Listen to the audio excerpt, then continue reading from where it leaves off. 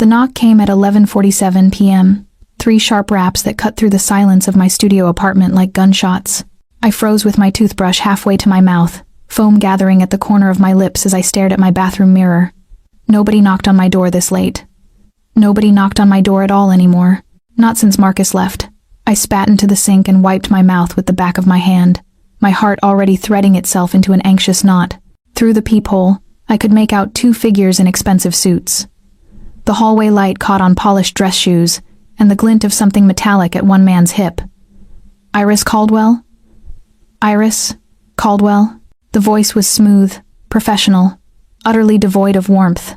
My throat went dry. Who's asking? Representatives of Mr. Konstantin Volkov. We need to discuss a financial matter involving Marcus Chen. Marcus. Of course it was about Marcus. I pressed my forehead against the door, closing my eyes.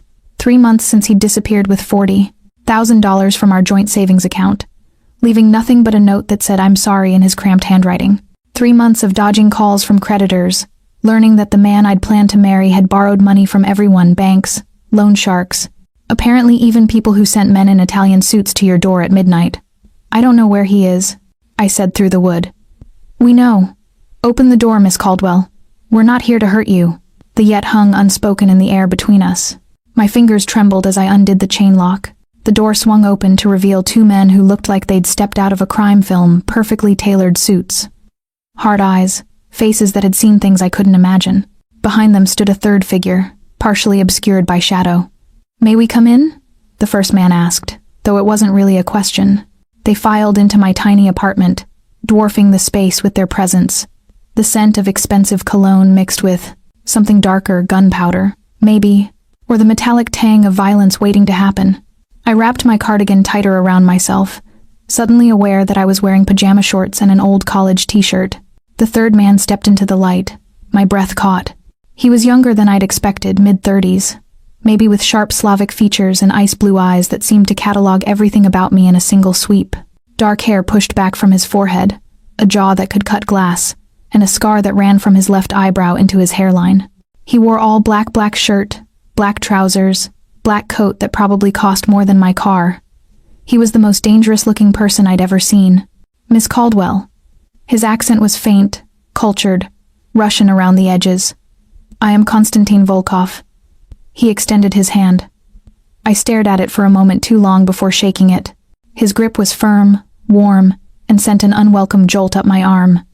Your fiancé owes me $200,000, he said, releasing my hand. Plus interest. The number hit me like a physical blow. 200. I couldn't finish the sentence. I don't have that kind of money.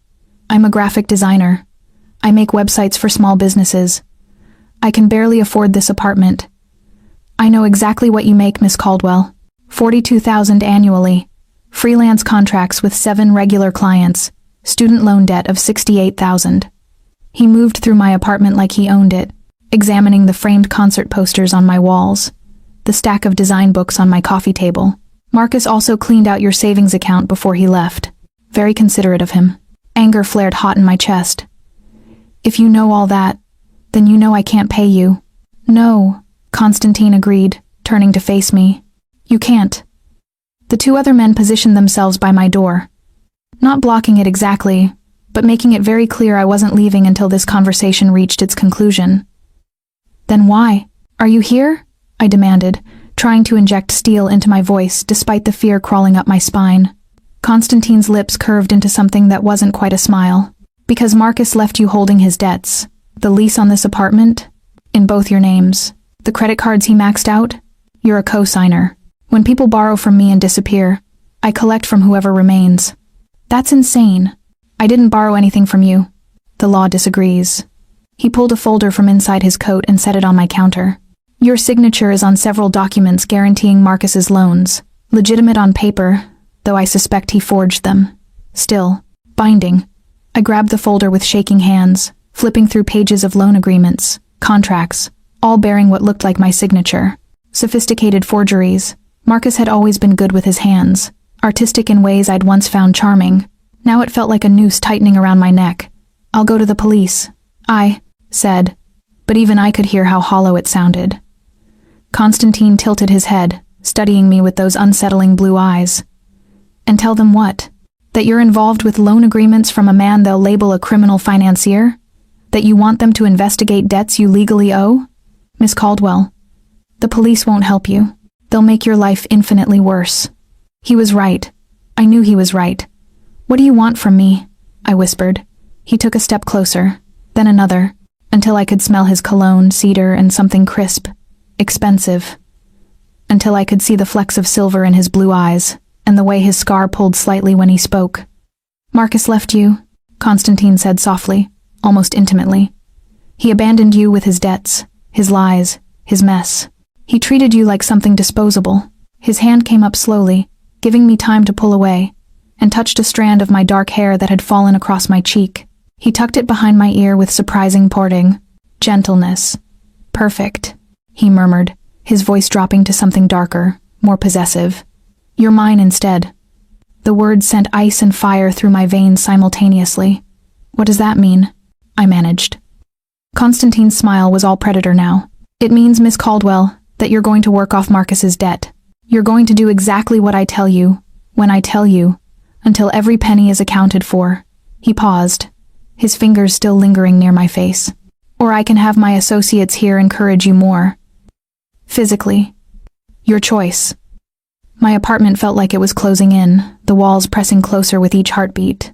How long? I asked. As long as it takes. His eyes held mine, and I saw something flicker there beneath the ice. Something hungry and wholly inappropriate for a conversation about debt collection. It made my skin prickle with awareness I didn't want to name.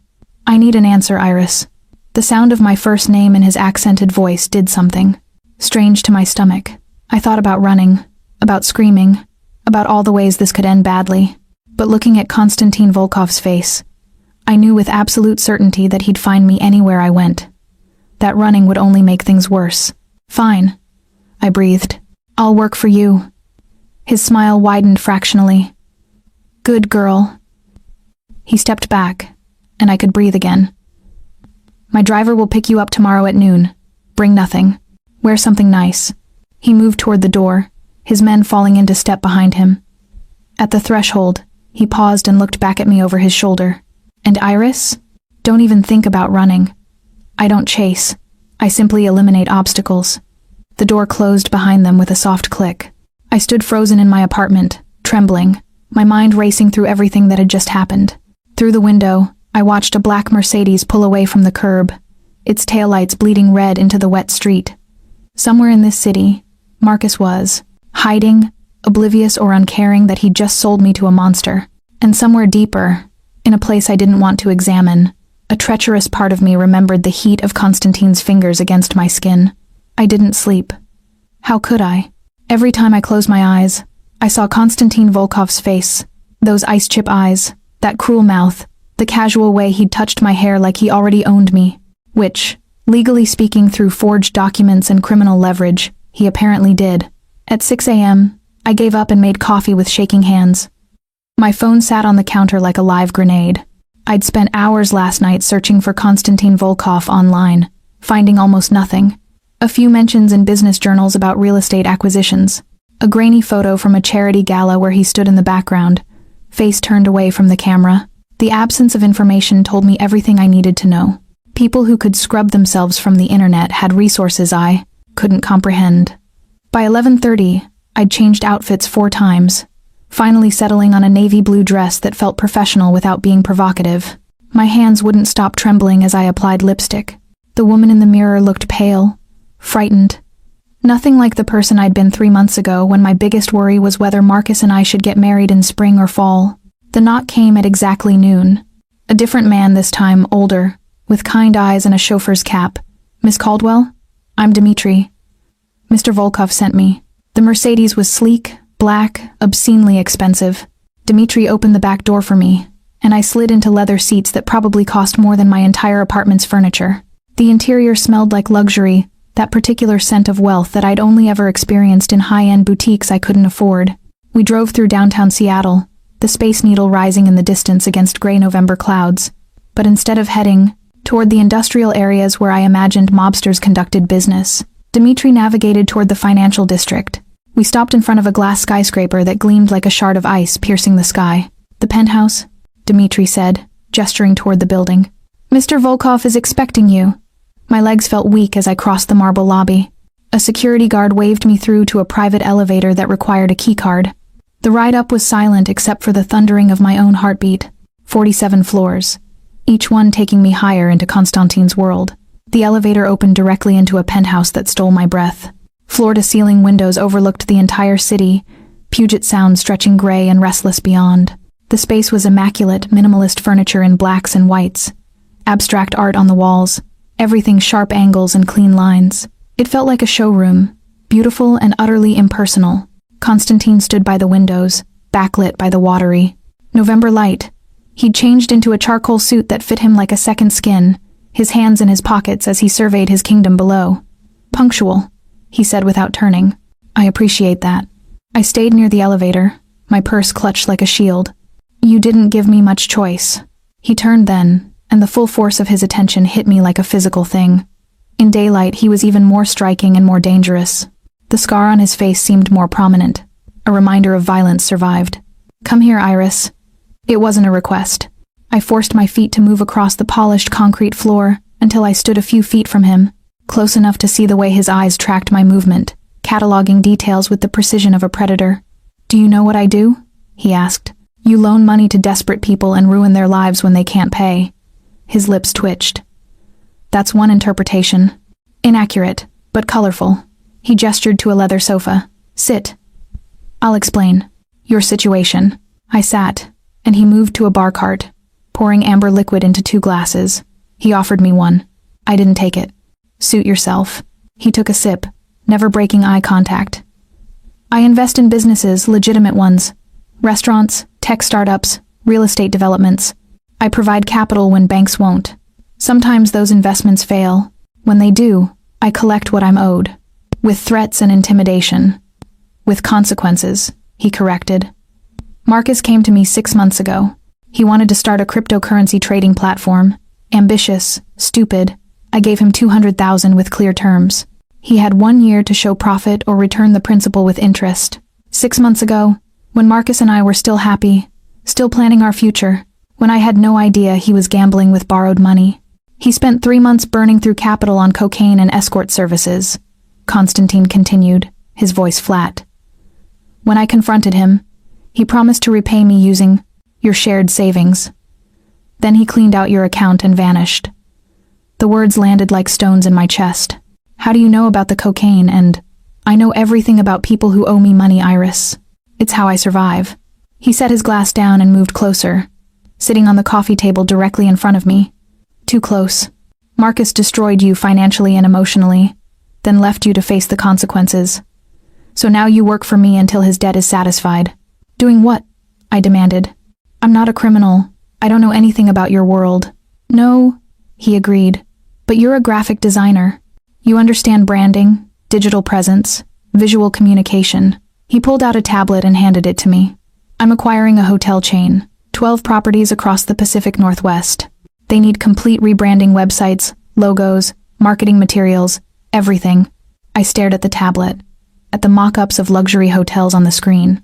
This was actual work, legitimate work. "You're hiring me as a designer?" "I'm putting your skills to use." He leaned forward, elbows on his knees, close enough that I could smell cedar again. "You'll work from here, in my penthouse. Monday through Friday, 9 to 5. You'll have access to whatever resources you need.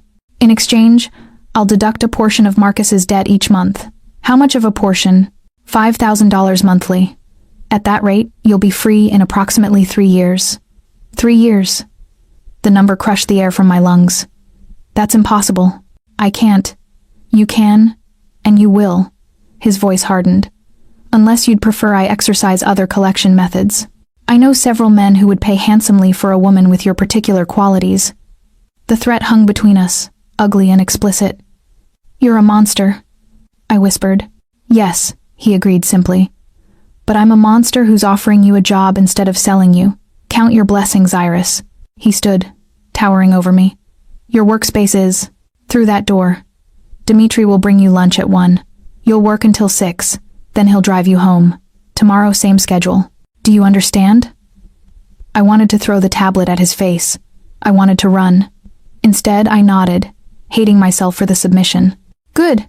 He checked his watch, something platinum and probably worth more than my car. I have a meeting. Make yourself comfortable. And Iris? I looked up at him. Don't disappoint me. I don't tolerate failure. He walked toward the elevator, his footsteps echoing on the concrete.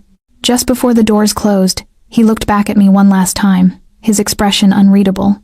Then he was gone, and I was alone in a glass tower above the city, working for a man who held my life in his perfectly manicured hands. I looked down at the tablet, at the hotel mock-ups, waiting for my creative touch. 3 years, God help me. I opened the design software and started to work. The workspace Constantine had provided was obscene. A wall of windows, overlooking Elliott Bay. A custom desk with 3 monitors, a top-of-the-line computer, professional design software I'd only ever pirated before, shelves stocked with art books, Pantone guides, every tool a designer could dream of. There was even an espresso machine in the corner, the kind that cost $5,000. It felt like a beautiful cage. I worked mechanically through that first day, creating preliminary logos for the Cascade Hotel Group. My fingers moved across the graphics tablet with practiced ease, but my mind kept drifting to the locked door at the far end of the penthouse.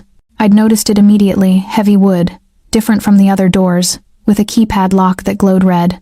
In a space this open and minimalist, that locked door stood out like a secret waiting to be discovered. At 1 o'clock, Dimitri arrived with lunch from a restaurant I recognized from glowing reviews I'd never been able to afford. Seared salmon, roasted vegetables, artisan bread. I ate, without tasting it, too aware of the locked door's presence. "What's through there?" I asked Dimitri, gesturing with my fork. His kind face shuddered immediately. "Mr. Volkov's private study. No one enters without permission." The careful phrasing told me everything. People had probably tried. Dimitri collected my plates and left me alone again. Through the windows, Seattle spread out below like a game board. Somewhere down there, people lived normal lives, went to normal jobs, came home to normal apartments, loved people who didn't abandon them to criminals. I used to be one of those people. At 6 o'clock exactly, Constantine returned. I heard the elevator before I saw him, that soft chime announcing his arrival. He moved through the penthouse like a storm system, bringing tension and electricity with him. He'd loosened his tie, and there was something harder in his expression than this morning, like whatever meeting he'd attended had sharpened all his edges. "How was your first day?" he asked, pouring himself vodka from the bar. "Productive." I showed him the logo concepts on the monitor. 3 directions for the rebrand. One classic and elegant, one modern minimalist, one that bridges both. He moved behind my chair, close enough that I could feel the heat radiating from his body. His cologne mixed with something else now, cigarette smoke, faint and acrid. He leaned down, studying the designs, his face inches from mine. "This one," he said, pointing to the modern concept. "Develop it further." His proximity made my skin prickle with awareness. I resented. I rolled my chair forward slightly, putting distance between us. He noticed. His mouth curved fractionally. "You're afraid of me," he observed. "Wouldn't you be? If someone showed up at your door and turned your life into indentured servitude? Probably." He moved to the windows, silhouetted against the darkening sky. "Fear is rational, smart even, but it won't make the next 3 years any easier. Nothing could make this easier." He was quiet for a moment, studying the city lights beginning to flicker below. "Marcus really did a number on you, didn't he?" The sudden shift in tone caught me off guard. There was something almost contemplative in his voice, less monster and more human. "He made me believe in something that wasn't real," I said quietly. "That's worse than the money." "Love is expensive," Constantine said. "In my experience, it costs more than any debt." I looked at him sharply. "You don't seem like someone who believes in love." "I don't." He turned from the window, his ice blue eyes finding mine. "I believe in possession, loyalty, control. Love is just another word for temporary insanity that inevitably ends in betrayal. That's bleak. That's realistic." He finished his vodka and set the glass down with a soft click. "Go home, Iris. Dimitri's waiting." I gathered my things, grateful to escape the strange tension that had built in the room. At the elevator, I paused. "That locked door," I said. "What's really in there?" Constantine's expression went arctic. "Nothing that concerns you. Everything in this penthouse concerns me now. You made sure of that. For a long moment, he just stared at me, and I wondered if I'd pushed too far. Then something shifted in his face. Not quite amusement, but close. Careful, Iris. Curiosity is dangerous in my world. I'm already in your world. You put me here. True. He moved closer, each step deliberate. But there are levels to this world. Rooms you don't want to enter. Truths you don't want to know. He stopped just in front of me. That door stays locked for your protection, not mine. I don't believe you. You should. His hand came up, and I froze as he touched my chin, tilting my face toward his. His fingers were warm, firm, utterly controlled. You have no idea what I'm capable of, Iris. What I've done. What that room represents. Be grateful for your ignorance. My heart hammered against my ribs. Are you threatening me? No. His thumb brushed across my lower lip. So quick I almost thought I'd imagined it. I'm warning you. There's a difference. He released me and stepped back, the moment breaking like glass. Good night, Iris. The elevator ride down felt like descending from another planet. Dimitri drove me home through evening traffic, and I stared out the window, my mind replaying that moment when Constantine had touched my face. It should have terrified me. It did terrify me. But there was something else beneath the fear, something electric and unwanted that made my skin feel too tight. Back in my apartment, I poured wine I couldn't afford and Googled Konstantin Volkov again. This time I added different search terms. Russian Mafia, Seattle. Organized crime, Pacific Northwest. Volkov family. I found a news article from 8 years ago about a triple homicide at a shipping warehouse. 3 men, execution style. 1 witness who'd recanted their testimony after their house mysteriously burned down. The case had gone cold. In the comments section, someone had written, Volkov sends a message. They always do. I closed my laptop before I could fall further down that rabbit hole. That night, I dreamed of locked doors and ice blue eyes.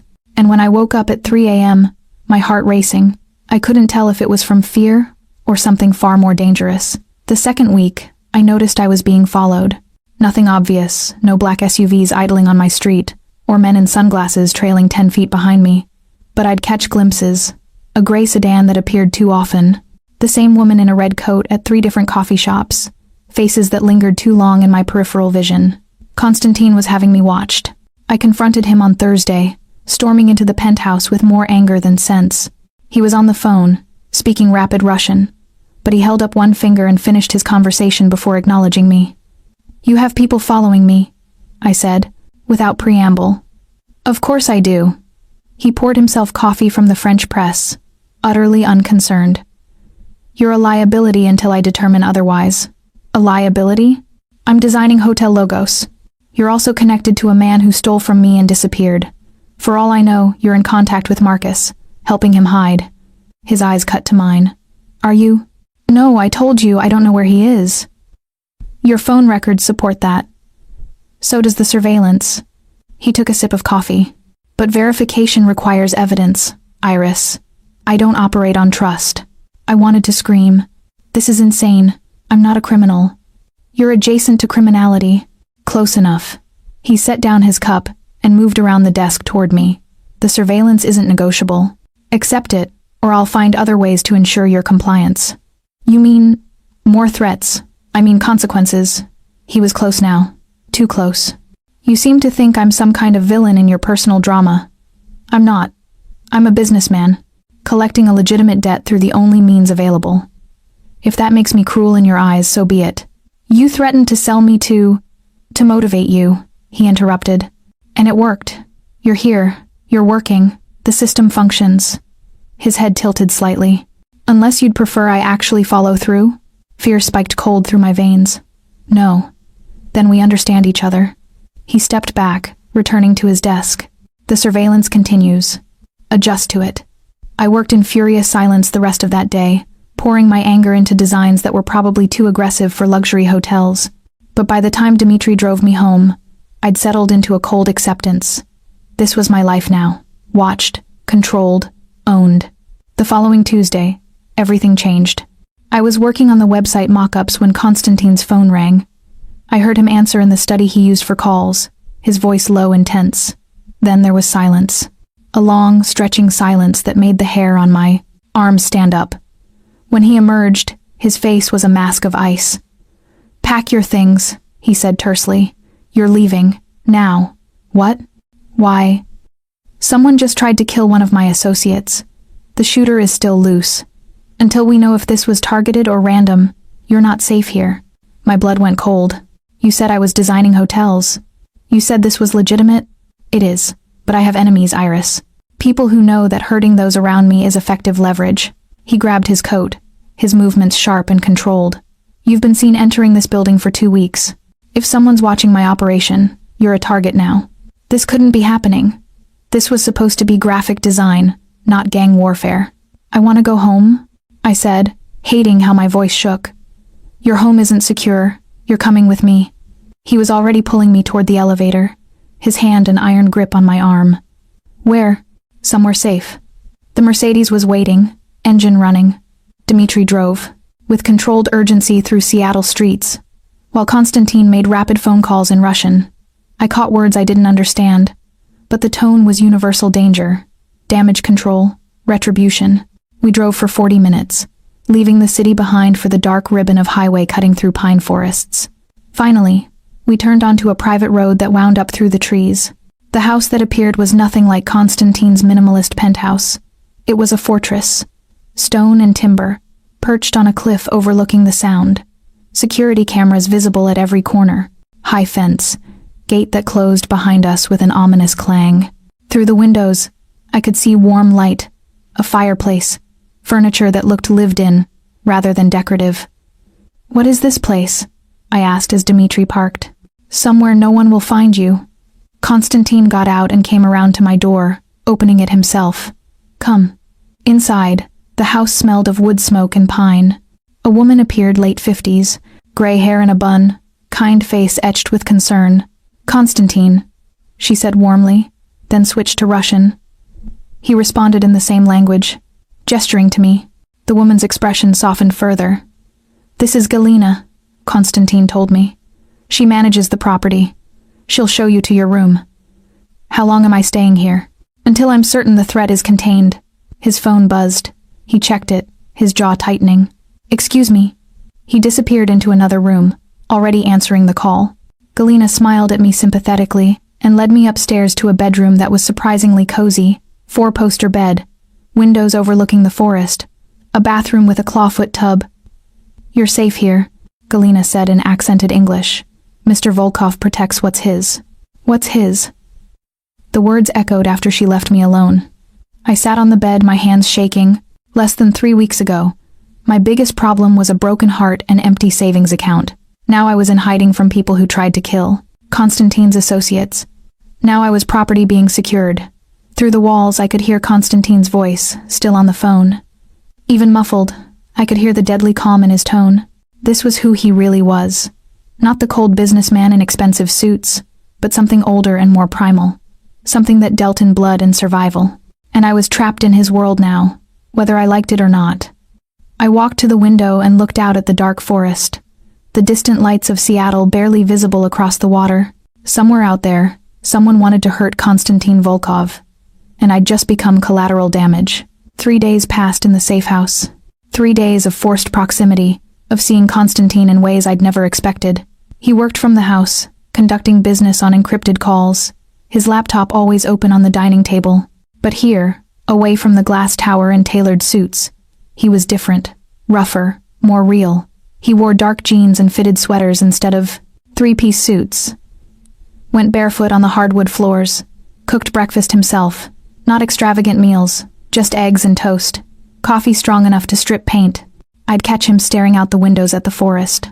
A cigarette between his fingers, his expression unguarded in ways it never was in the city. He looked younger, more dangerous, more human. On the 3rd night, I couldn't sleep. The house was too quiet, the forest too dark, my mind too full of what-ifs. I found myself wandering downstairs at 2 a.m., seeking water, seeking anything to quiet my thoughts. Konstantin was in the living room, silhouetted by firelight. "Can't sleep?" he asked without turning. "How did you know it was me?" Galina's footsteps are heavier. The security team doesn't use the main house. He gestured to the sofa across from him.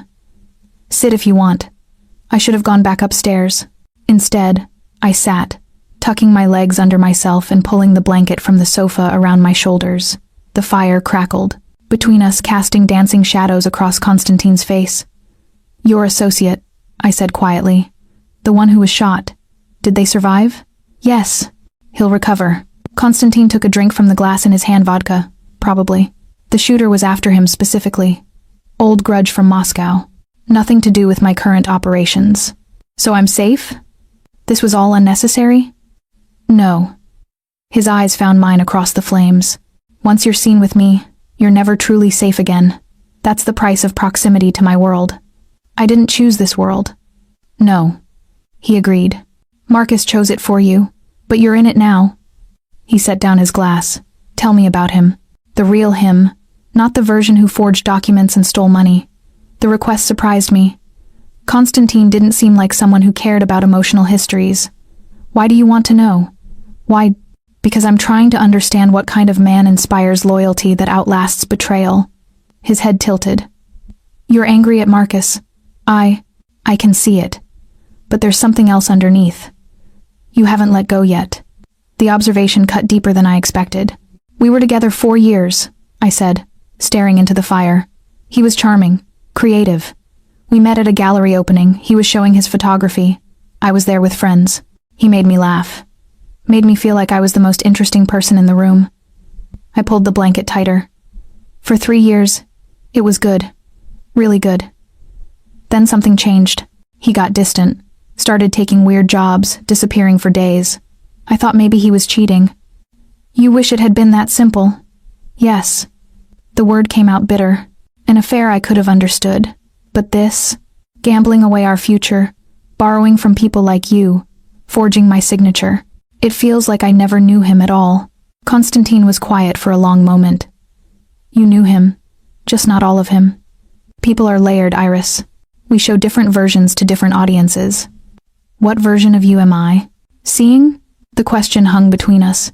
His eyes reflected firelight, giving him an almost predatory glow. The one I show to problems that need solving, he said finally. The one that calculates cost and value and makes decisions accordingly. That's not an answer. No, he agreed. But it's all you're getting tonight. He stood, moving to the fireplace to add another log. The flames jumped higher, illuminating the scar on his face. I'd been curious about it for days. How did you get that? I asked, gesturing to the mark. His hand went to his eyebrow unconsciously. Punishment. I was 19, thought I knew better than the men who ran my father's organization. Made a decision that cost us a shipment and 2 associates. My father's enforcer gave me a choice, the scar or a bullet. I chose the scar. The casual way he said it made my chest tight. Your father sounds like a monster. He was. Constantine returned to his chair. He died 10 years ago. Heart attack, ironically. Nothing dramatic. Just stopped beating during a business dinner. He paused. I inherited his empire and spent 5 years dismantling the parts I didn't want. Turned it legitimate where I could. Kept the leverage where I couldn't. You still hurt people, when necessary. He met my eyes without flinching. I don't pretend to be good, Iris. I'm not. But I'm not needlessly cruel either. I operate by rules. Honor my agreements. Protect what's mine. I'm not yours, I said, but even I could hear how weak it sounded. You are. He leaned forward, elbows on his knees, close enough that I could see the silver flecks in his blue eyes. For 3 years, you are. Unless you'd like to renegotiate our arrangement? My pulse jumped. What do you mean? I mean, there are other ways you could pay off Marcus's debt. Faster ways. His voice dropped lower, more intimate. I'm not talking about selling you. I'm talking about choosing something different willingly. Heat flooded my face. You're propositioning me. I'm stating facts. You're beautiful, intelligent, and you've been looking at me like you can't decide if you want to run or get closer. I've noticed. He smiled slightly. I notice everything about you. I should have been offended, horrified. Instead, my skin felt electric. You're insane, I whispered. Probably. He stood and held out his hand. Go to bed, Iris. Before I say something we'll both regret. I took his hand because refusing felt more dangerous than accepting. He pulled me to my feet, and suddenly we were too close. my chest inches from his, the heat of his body radiating through the space between us. "This doesn't change anything," I said. "Doesn't it?" His thumb brushed across my knuckles. "Sleep well." He released me and walked toward the stairs, leaving me standing by the dying fire. My hand tingled where he'd touched it, and I realized with growing horror that I hadn't wanted him to let go. We returned to Seattle on Thursday. Constantine deemed the threat contained the shooter in custody, the vendetta resolved. But something had shifted between us at the safe house, something neither of us acknowledged but both clearly felt. The surveillance continued, but now I recognized the watchers. Dmitri, a woman named Anya, with sharp eyes and efficient movements, others whose names I didn't know but whose presence I'd grown accustomed to. My life had restructured itself around Constantine's world. Work filled my days. I'd completed the Cascade Hotel rebrand and moved on to a new project rebranding for a chain of upscale restaurants. Legitimate work, real creative challenges. If I didn't think too hard about who was paying me, I could almost pretend this was a normal job. But then Constantine would walk through the penthouse, and normal would shatter. He'd started lingering when he returned from meetings, asking about my progress, studying my designs with genuine interest, offering feedback that was surprisingly insightful. Once, he'd stood behind my chair for 20 minutes, watching me work, his presence so intense I'd made 3 mistakes in a row. "You're distracting me," I'd finally said. "I know." But he hadn't moved. On Friday night he asked me to stay late. "There's a gallery opening," he said. "Contemporary art. Some pieces I'm considering purchasing. I need a designer's perspective." "You're asking me to go with you? Socially?" "I'm asking you to accompany me to a business function where your professional opinion would be valuable." He paused. "Wear something elegant. I'll have Dmitri bring you a selection." 2 hours later, I stood in the penthouse bathroom staring at 3 designer dresses, each more expensive than a month's rent. I chose the simplest. Black silk, high neckline, cut that flowed to mid-thigh. When I emerged, Constantine was waiting in a black suit that made him look like sin incarnate. His eyes traveled over me slowly. Perfect. The gallery was in Capitol Hill, all white walls and dramatic lighting. People drifted between installations, champagne flutes in hand, speaking in hushed tones about artistic vision and market value. Constantine moved through the crowd like a shark through water. People parted for him, acknowledged him with nods that held equal parts respect and fear. "That one," he said, stopping in front of a massive abstract canvas, violent slashes of red and black against stark white. "What do you see?" I studied it, trying to see past the obvious violence. Rage, but controlled rage. Like whoever painted this was trying to contain something explosive. "Exactly." His hand settled at the small of my back. "Proprietary." The artist was in prison for 8 years. This was his first piece after release. We moved through the gallery, and I forgot to be uncomfortable with his touch. Forgot that he was a criminal who'd upended my life. We discussed color theory, composition, the way art could communicate what words couldn't. He listened to my opinions, with genuine interest, asked questions that showed he understood design principles. For 2 hours, I felt like an equal rather than an indentured employee. Then I saw her, a woman watching us from across the gallery, beautiful, the kind of striking Eastern European beauty that belonged on magazine covers. She wore red like a weapon, her eyes fixed on Constantine with an intensity that made my stomach twist. "Who is that?" I asked quietly. Constantine followed my gaze, and his entire body went rigid. "Excuse me." He crossed to her, and they spoke in rapid Russian. I couldn't hear the words, but I could read the body language, her anger, his cold dismissal, the way her hand reached for him, and he stepped back. When he returned, his expression was shuttered. "We're leaving." "Constantine, what?" "Now, Iris." The ride back to the penthouse was silent. Dmitri drove while Constantine stared out the window, jaw tight, hands clenched. I'd never seen him like this, not cold and controlled, but barely containing something volcanic. Back in the penthouse, he poured vodka and drank it in one swallow. "Who was she?" I asked. "No one who concerns you." "She looked at you like she wanted to kill you. Or kiss you. Maybe both." He laughed, but there was no humor in it. "Svetlana, my father's choice for my wife. We were engaged once, years ago. It ended badly." "How badly?" "The kind of bad that leaves scars." He poured another drink but didn't consume it, just stared at the liquid like it held answers. She thought marrying me meant marrying into power. When I dismantled my father's empire, when I went legitimate, she saw it as betrayal. Did you love her? The question slipped out before I could stop it. Constantine's eyes snapped to mine. No, he said flatly. I thought I did, briefly. But it was just mutual ambition wearing love's mask. He set down the glass. She wanted a monster. I was trying not to be one. The vulnerability in those words gutted me. You're still trying, I said quietly. Aren't you? Every day. He moved closer, and I saw something raw in his expression. Do you know what she said to me tonight? She said you were weak, that keeping you around was sentiment making me soft. What did you say? Nothing. He was inches away now. Because anything I said would have revealed how much I think about you. How you've become something more than a debt obligation. His hand came up, cupping my face. That's dangerous, Iris. For both of us. My heart hammered against my ribs. This is insane. You're my employer. My captor, basically. I know. His thumb traced my cheekbone. Tell me to stop. Tell me this crosses a line. I should have. Every rational part of me screamed to push him away. Instead, I leaned into his touch. Iris, he breathed, and then his mouth was on mine. The kiss was everything I'd feared and wanted, consuming, desperate, tasting of vodka and something darker.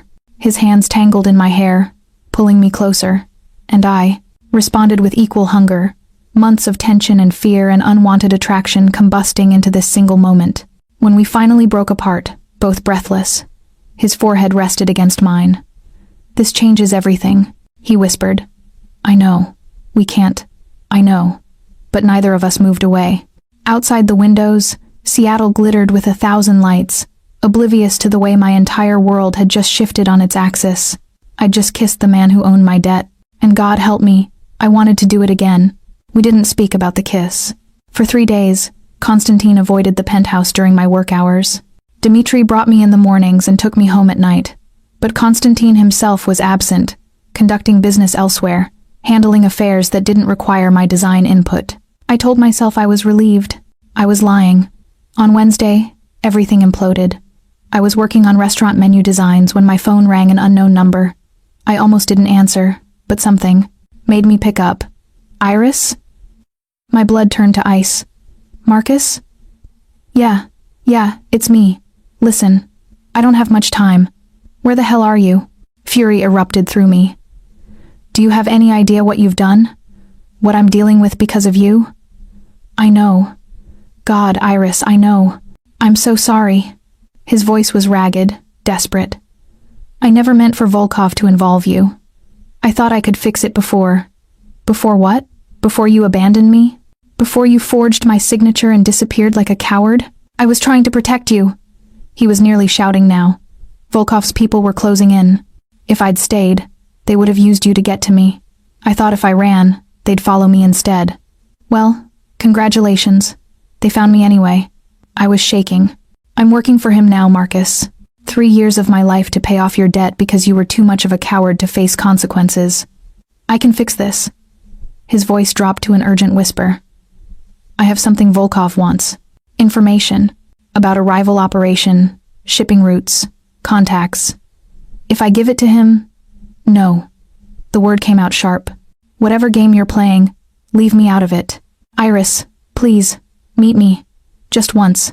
Let me explain everything, and then I'll go to Volkov myself. I'll make this right. Every instinct screamed this was a trap. But underneath the anger, part of me, the part that had loved this man for 4 years, wanted answers. Where? I asked. Pike Place Market. Saturday, noon. The fish throwers. Come alone. The line went dead. I sat frozen, phone trembling in my hand. I should tell Constantine. That was the smart move, the safe move. But something held me back, maybe pride. Maybe the last stubborn remnant of my old life that wanted to face Marcus on my own terms. I made a decision I'd regret for the rest of my life. I didn't tell him. Saturday arrived gray and drizzling. I told Dmitri I was meeting a college friend for lunch, watched him drive away, then caught a rideshare to Pike Place Market. The market was crowded, tourists and locals mixing around the fish stalls, the smell of salt and wet pavement heavy in the air. I found Marcus near the fish throwers, hood up, looking thinner than I remembered.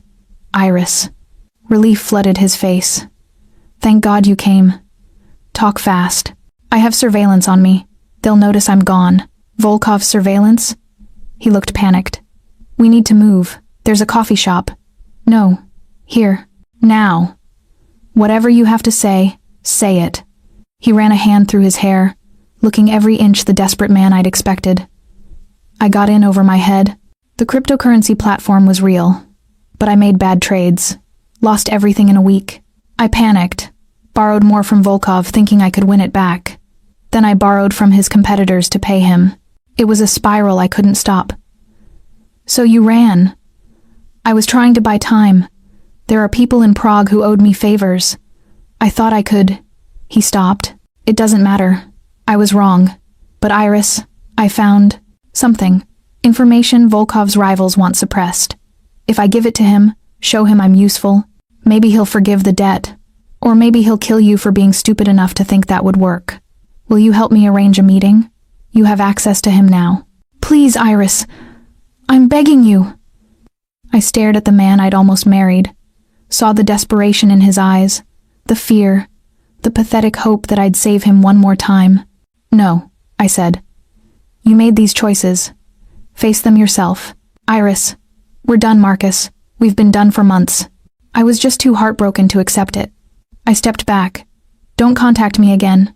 I turned to walk away. That's when I saw Konstantin. He stood 20 feet away, flanked by 2 of his security team, his face a mask of ice and fury. Our eyes met across the crowd, and the world seemed to stop. He knew. Somehow he knew. Shit, Marcus breathed behind me. Shit, shit, shit. He ran. Konstantin's men went after him, disappearing into the market crowd. But Konstantin himself walked toward me with terrifying calm, each step measured and controlled. Get in the car, he said when he reached me. Now.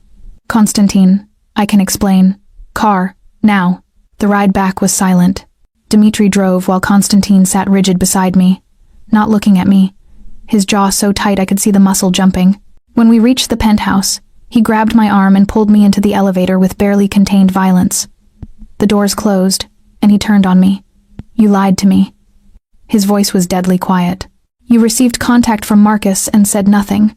You met with him behind my back, alone, compromising your safety and my operation. I wanted answers. Answers? He slammed his hand against the elevator wall, making me flinch. You wanted to play hero for a man who destroyed you.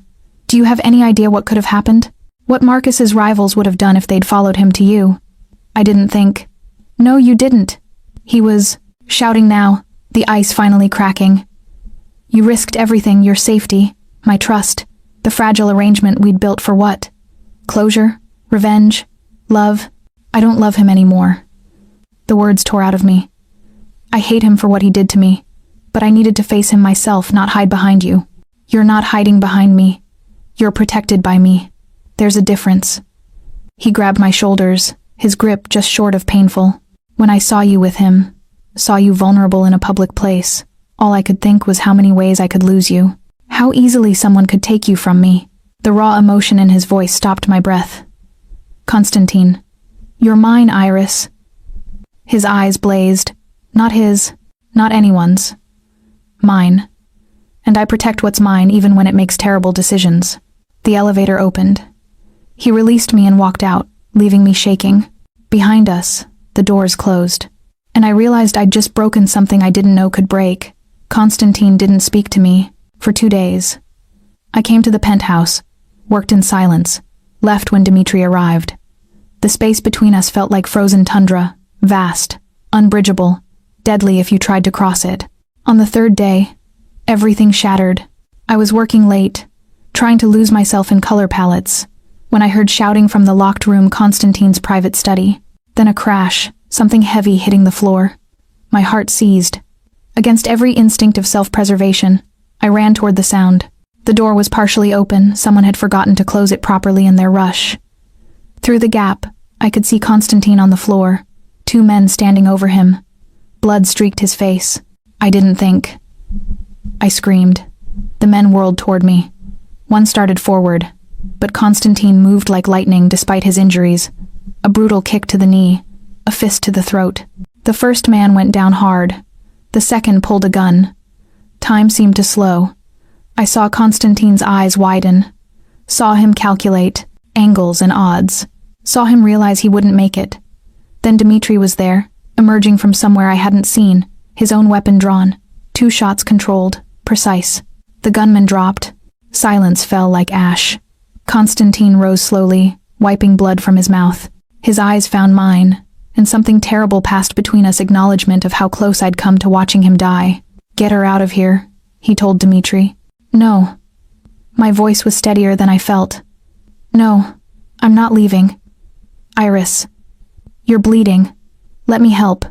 For a moment, I thought he'd refuse. Then something in his expression crumbled, and he nodded once. Dmitri dealt with the bodies, don't think about the bodies, while I led Konstantin to the bathroom. He sat on the edge of the tub, and I wet a cloth with shaking hands. "Who were they?" I asked, dabbing at the cut on his eyebrow. "Remnants from my father's old organization. They think I've gone soft, that I've betrayed what he built." He winced as I cleaned the wound. "They're not entirely wrong. About betraying him? About going soft." His eyes met mine. "I would have killed them both 3 years ago. Tonight," I hesitated. Wondered if there was another way to resolve things. "That's not soft. That's human. In my world, human is the same as soft, and soft gets you killed." He caught my wrist as I reached to clean another cut. "You shouldn't have screamed. You shouldn't have drawn their attention. They were going to kill you. Better me than you." The words were simple, devastating. "Do you understand that? If something happened to you because of me, because of my world, I wouldn't survive it." My breath caught. "Konstantin, I'm in love with you." The confession came out raw, unguarded. I know I shouldn't be. I know it's insane and dangerous and completely inappropriate given our arrangement. But watching you walk into danger at the market, seeing those men tonight with you in the next room, I can't pretend anymore. The cloth dropped from my fingers. "You can't love me," I whispered. "You don't believe in love." I didn't. Then you showed up in my world, angry and terrified and so goddamn brave. You look at me like I'm a monster, but also like I might be something more. You challenge me, make me want to be better. His hand came up, cupping my face with heartbreaking gentleness. "You've destroyed every defense I built." Tears burned my eyes. "This is impossible. You're my employer. You own my debt. I'll forgive it." The words tumbled out. "All of it. Tonight. You're free, Iris. Walk away. Start over. Forget this ever happened." "Just like that?" "Just like that." His thumb brushed away a tear I hadn't realized had fallen. "Because keeping you here, forcing you to stay, it's killing something in me. I want you to choose this. Choose me. Not because you're obligated, but because you want to." My heart was hammering so hard I thought it might break through my ribs. "And if I walk away?" Pain flickered across his face. "Then I'll let you go. Have Dmitri drive you home, transfer enough money to restart your life, and never contact you again." He paused. "But before you decide, I need you to know I will spend the rest of my life protecting you. Whether you're with me or not, whether you love me or hate me, you're mine to protect now. That doesn't change." I looked at this man, this beautiful, dangerous, impossible man who'd upended my entire life, who'd started as my captor and become something I couldn't name, who looked at me like I was precious and terrifying in equal measure. "I should walk away," I said. "Probably. This is insane. You're a criminal. I don't belong in your world." "No," he agreed. "You deserve better. I should hate you for everything you've done." "Yes. But I don't." The words came out broken. "God help me, I don't. I think about you constantly, dream about you. When you avoided me for 2 days, it felt like I couldn't breathe. And tonight, seeing that, gun pointed at you, He kissed me before I could finish. It was different from the first time, less desperate, more devastating. His hands were gentle, despite the violence still clinging to the air around us. He kissed me like I was something sacred, something worth dying for. When we broke apart, I was crying. "Stay," he whispered against my lips. "Not as an employee, not as an obligation. Stay, because you choose this. Choose me. If I stay, everything changes. Everything already changed." He pulled back enough to meet my eyes. "I'm offering you a choice, Iris. The first real choice you've had since I walked into your life. What do you want? I thought about my old life, safe, predictable, empty. Thought about Marcus's betrayal, about 3 years of indentured servitude, about all the reasons I should run as far and fast as I could. Then I looked at Constantine's face, bruised and bleeding and heartbreakingly open. I want to stay. I breathed. I choose you. His smile was like dawn breaking. Thank God. He kissed me again. And this time when his hands moved over me, there was promise in the touch. Claim and surrender intertwined. Come to bed, he murmured against my neck. Let me show you what it means to be mine. I let him lead me from the bathroom, past the evidence of violence, into his bedroom where everything I knew about myself would change. And I didn't look back. His bedroom was dark, intimate, nothing like the stark minimalism of the rest of the penthouse. Deep blue walls, a massive bed with soft linens, windows overlooking the city lights. Constantine closed the door behind us, and suddenly the space felt weighted with possibility. Are you sure? He asked, standing in the center of the room, giving me space to change my mind. In answer, I closed the distance between us and kissed him. He responded with a hunger that had been building for weeks, hands tangling in my hair, pulling me closer, kissing me like I was air and he'd been drowning. I fumbled with his shirt buttons, needing to feel skin, needing to map the geography of this man who'd become everything. When his shirt fell away, I saw the story of violence written on his body scars that crisscrossed his ribs, a bullet wound near his shoulder, marks that spoke of a life spent surviving. I traced them with trembling fingers. You've been through so much, I whispered, and lived to tell about it. He caught my hand, pressed it over his heart. Feel that? You make it beat differently. He undressed me slowly, reverently, like I was something precious that might break. When we finally came together, skin against skin, it felt like combustion and homecoming simultaneously. The first time was urgent, desperate months of tension finding release. The second was slower, exploratory, learning what made the other gasp and surrender. By the third, as dawn began painting the sky in shades of rose and gold, it was something else entirely. Love. Complicated, messy, impossible love. Afterward, we lay tangled together, my head on his chest, his fingers tracing lazy patterns on my shoulder. I need to tell you something, Constantine said quietly, about the locked room, about what I really do. I lifted my head to look at him. Okay, most of my business is legitimate now. The hotels, restaurants, real estate all clean. But there are parts of my father's organization I couldn't dismantle. Protection services for businesses the police won't help. Mediation between criminal factions. Sometimes, violence, when it's the only language people understand. You're still Mafia, I said, not a question. Yes, a reformed version maybe. But yes, his eyes searched mine. That room you saw tonight? It's where I handle things that can't be made legitimate. Debts like Marcus's, conflicts that require force. I keep it separate from everything else, but it's still part of who I am. Why are you telling me this now? Because if you stay, really stay, you need to understand all of it. The danger, the moral complexity, the fact that I'll always have enemies. His hand cupped my face. I can protect you. I will protect you.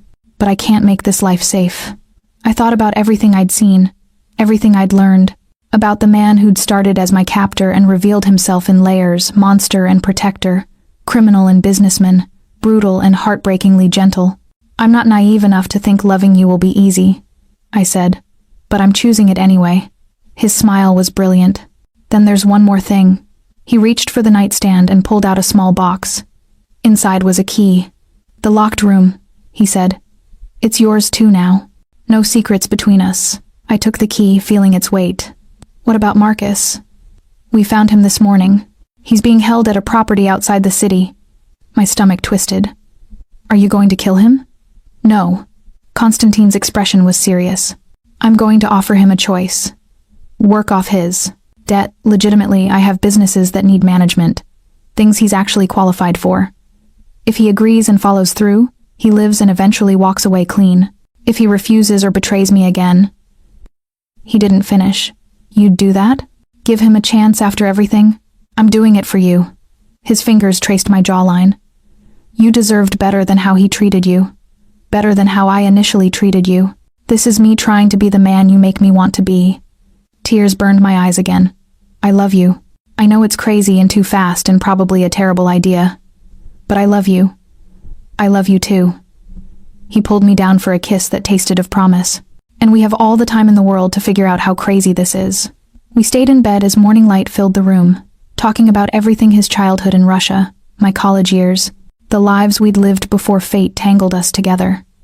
He told me about his father's empire and how he'd worked to transform it. I told him about my design dreams and the art I'd always wanted to create.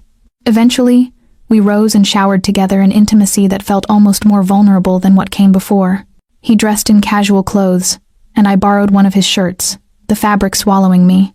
In the kitchen, he made coffee and eggs while I sat on the counter, watching him move through domestic routines that seemed at odds with the dangerous man I knew he was. "What happens now?" I asked. "Now?" He handed me coffee. "Now we live. You design. I run my businesses. We figure out how to build something real in the middle of all this chaos." "And the debt?" "Forgotten. Erased. You don't owe me anything, Iris." He stepped between my legs, his hands on my thighs. "Except maybe your honesty, your trust, your presence in my life for as long as you'll give it to me. That's a lot more valuable than money." "I know." He kissed me softly. "That's why I'm asking." Through the windows, Seattle was waking up, a city full of people living ordinary lives, unaware that in this glass tower, something extraordinary was being built from the ruins of betrayal and debt. I wrapped my arms around Constantine's neck, feeling his heartbeat against mine. "I'm not going anywhere," I whispered. "Promise?" "Promise." And in that moment, surrounded by morning light and possibility, I meant it. 3 months later, spring arrived in Seattle with cherry blossoms and rain-washed streets. I stood in the penthouse workspace, my workspace now, officially putting finishing touches on a website for Constantine's newest acquisition.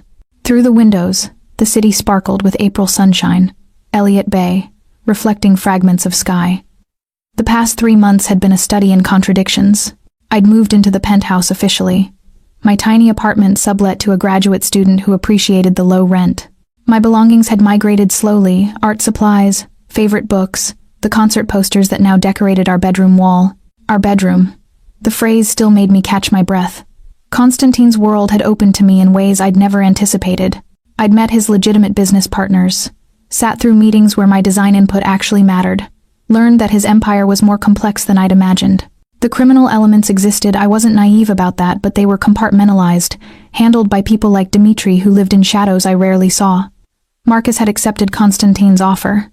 He was managing a restaurant in Portland now, working legitimate hours for legitimate pay, slowly chipping away at what he owed. We'd spoken once, briefly, when he'd called to apologize. I'd accepted the apology but declined further contact. That chapter of my life was closed. This chapter, the one where I lived with a reformed Mafia boss and designed brands for his business empire, was strange enough without adding ex-fiancé drama. "You're thinking too hard." Constantine's voice came from behind me. I turned to find him leaning in the doorway, tie loosened, jacket slung over his shoulder. He looked tired but content, the hard edges I'd first known softened by months of something approaching happiness. "Just reflecting," I said. "It's been quite a journey." "Regrets?" He moved closer, that predatory grace I'd learned to recognize. "About you?" "Never." I reached up to straighten his collar. "About the circumstances that brought us together? Sometimes. But I can't regret where we ended up." He caught my hand, pressed a kiss to my palm. "I have something for you." From his pocket, he pulled a small velvet box. My heart stuttered. "Constantine, it's not what you think." He opened it to reveal a key different from the one he'd given me months ago, more ornate. "The house. The safe house where we first." He smiled slightly. "Where things changed between us. I've been renovating it, turning it into something more permanent." I stared at the key, at his face. "Why?" "Because that's where I first realized I was in love with you, where you chose to stay despite having every reason to run." He pressed the key into my hand. "I want it to be ours, a place away from the city, away from business and obligations. Just us." Tears prickled my eyes. "You're too good at surprise gifts." "I have months of making up to do." His expression grew serious. "For how we started, for the fear and coercion and—" I stopped him with a kiss. "We've been through this. You've more than made amends." "Have I?"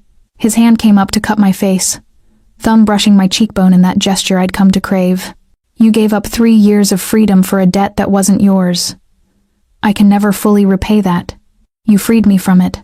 From all of it, the debt, the guilt, the shadow of Marcus's betrayal. You gave me work I love, a life I never imagined, and I paused, gathering courage. And love I didn't think I deserved after everything. Iris. He said my name like a prayer. You deserved better than all of this. Better than me. No. I was firm. I deserved exactly this. Someone who sees me completely, the broken parts and the strong parts, and chooses me anyway. Someone who fights his own darkness to be better. That's you. He kissed me then, slow and deep, and I tasted what words couldn't express: gratitude and love, and the peculiar redemption we'd found in each other. When we broke apart, he rested his forehead against mine. Move in with me at the house, officially. Make it ours. I already live with you. Here. Yes. But the house. That's different. That's choosing a future beyond business arrangements and past debts. That's choosing me in a place that has nothing to do with how we started.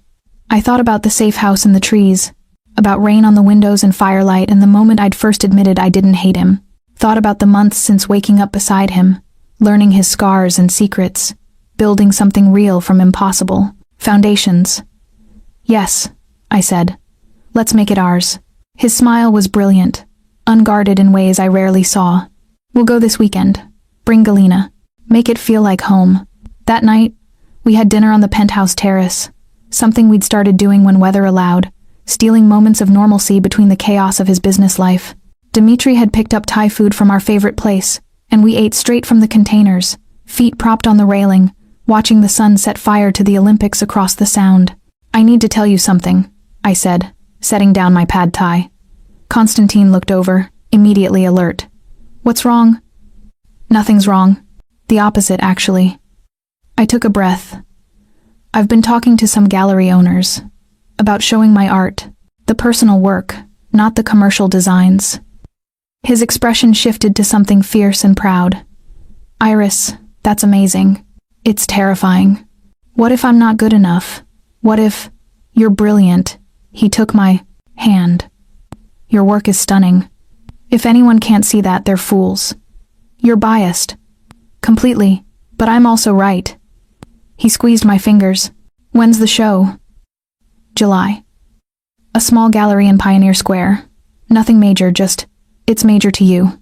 That makes it major. He pulled me closer, tucking me against his side. I'll be there. Front row.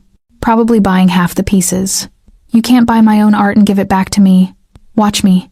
I laughed, feeling light in ways I'd forgotten were possible. How is this my life now? Good question. His lips brushed my temple. How did a debt collection turn into the best thing that ever happened to me? Luck? Fate. He tilted my face toward his. I don't believe in much, Iris, but I believe we were meant to find each other, even if the circumstances were fucked up and morally questionable. Very fucked up, I agreed. Extremely morally questionable. But worth it? I looked at this man, this complicated, dangerous, heartbreakingly gentle man, who'd turned my destruction into salvation. Thought about the future spreading before us like an unwritten page. Worth everything, I whispered. He kissed me as the last light bled from the sky, the city coming alive with stars below us. Somewhere in Seattle, Marcus was building a new life from the wreckage of his mistakes. Somewhere, Constantine's enemies plotted and schemed, threats that would always exist on the periphery of our lives. Somewhere, the world continued spinning with all its chaos and beauty. But here, on this terrace in a glass tower above the Sound, we'd built something impossible: love from leverage, partnership from coercion, hope from the ashes of betrayal. It wasn't perfect. It wasn't simple. But it was ours. And as Constantine carried me to bed that night, as we made love with the city lights painting shadows across his scarred skin, I understood something fundamental. Sometimes the worst things that happen to us lead to the best, things we never knew we needed. Sometimes debt becomes devotion. Sometimes the monster turns out to be the hero after all. And sometimes, just sometimes, love finds you in the last place you'd ever think to look.